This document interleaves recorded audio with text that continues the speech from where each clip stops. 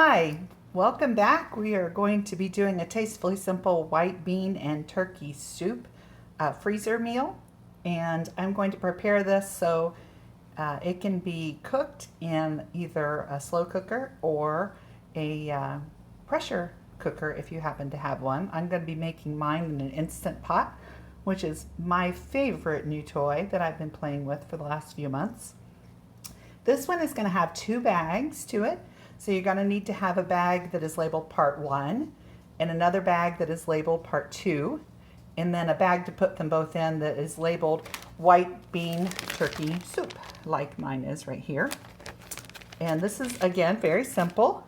We're going to take a package of turkey, which I have here, and we are going to add to that a 1/4 cup of the Wahoo chili seasoning, which is my favorite way to make chili, or really any kind of Tex-Mex kind of a food. And if you've seen any of my other videos before, you know that I'm really bad at measuring. I tend to just kind of eyeball things. So if you're one of those people that has to have measured, please measure this. I'm just going to use my cap and put a couple of caps full in it. And then we are also going to put 1½ teaspoons of garlic, which is one of my major food groups in my house. I put this on pretty much anything. If it doesn't move faster than me, it gets a little garlic thrown on top of it. So that's that. We are going to mix that together into the turkey. And basically we're just pre-seasoning the turkey, so on the day of cooking, oh, that didn't work, look at that. The day of cooking, the meat will already be seasoned. I'm trying to dirty as few dishes as possible here. I'm just going to mix that up in the tray that the turkey came in. All right, that looks good enough to me. And I have this bag already in this bowl because I'm going to freeze the whole big bag in this bowl so everything will fit inside my pressure cooker frozen.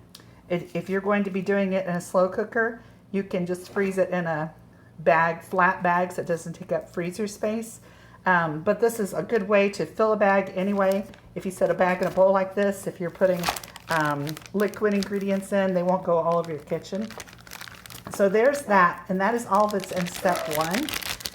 So I'm just going to go ahead and seal that up, get the air out of the bag, and that step is done. So now step 2, I've got step 2's bag right here, and in step 2 we are going to add, we're going to have 19 to 20 ounces of, I'm sorry, that's not right. We're going to have 2 cans, which will be 30 ounces of Great Northern or some kind of white beans, and you're going to want to rinse those. I make my own beans in my slow cooker. I use dry beans and make them. I mean, not my slow cooker, in my Instant Pot. So I just have soaked beans here because the Instant Pot will cook those when I cook my soup. But if you're, again, 2 cans of white beans of whatever kind you prefer will work just fine. And those go in there. And then I'm going to put 4 ounces of fire roasted green chilies in there. And then 3 cups of chicken broth. And if you're watching your salt intake, you can get the low sodium, you can get the fat-free, whatever have you. So that is all that goes in there. So now we need to get the air out of that bag.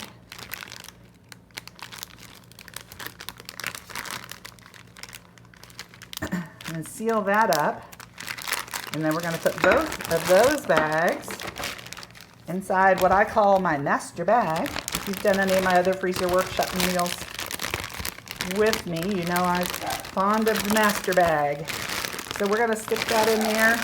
Step 1, step 2, and again, I'm going to freeze it in this bowl shape, and as soon as it's frozen, I can take it out of the bowl. But that way, I know that I can fit the contents right in my Instant Pot without thawing them. If you're worried about freezer space, by all means, flatten them out as flat as you can get them. You can stack meals on top of each other. It doesn't take up much space at all that way. So I will post another video when I come back to cook this so you can see how it cooks up. Thank you.